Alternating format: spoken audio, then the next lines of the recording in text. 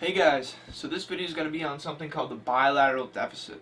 And what the bilateral deficit is basically a comparison between the amount of force that can be produced by one leg in a unilateral exercise, aka a lunge or a Bulgarian split squat, compared to the amount of force that one leg can lift in a bilateral movement, such as a squat, barbell squat, or a deadlift.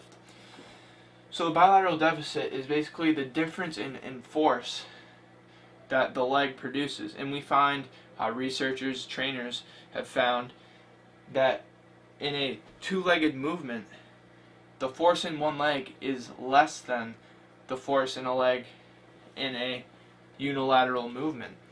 So therefore, if we took our max, 1 rep max Bulgarian split squat or 1 rep max lunge, which I wouldn't recommend doing, if we added that up from one leg to the other, if we added both of them up, it would equal more than our barbell back squat. Same thing with a deadlift. If we somehow tested our one leg deadlift for a 1 rep max, if we did it on both sides and added them up, it would equal more than a two-legged deadlift. Or that's the theory behind the bilateral deficit. So the bilateral deficit is kind of, you can use it to benefit us in some ways.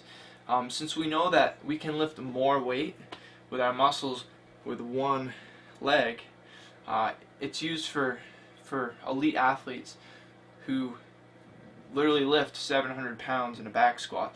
And what it does is it reduces the loading and reduces the stress on the body, takes some of that load off the spine, but we can still activate the muscles, so we're getting a good workout. It's also used. Well, it's not really used, but that's one of its positive things. It's going to reduce the loading while we can still work the muscle. Actually, work the muscle even more than we would normally with a bilateral movement. Now, some of its setbacks in a lot of sports that require basically a bilateral position, such as rowing or Olympic weightlifting, where we're in this have 2 feet or we're using 2 arms. The bilateral deficit is something we want to get rid of. We want to lower the difference between how much one leg can lift in a unilateral movement compared to how much one leg can lift in a bilateral movement. So we can kind of reduce the bilateral deficit by training two-legged movements, bilateral movements. However, in sports where you need to use more than, you're on one leg a majority of the time, unilateral movements are going to help you, such as sprinting and that sort of thing. So that's just a quick look at what the bilateral deficit is and how it's used and what are some of its setbacks. And I'll see you guys next week for the next video. Talk to you later.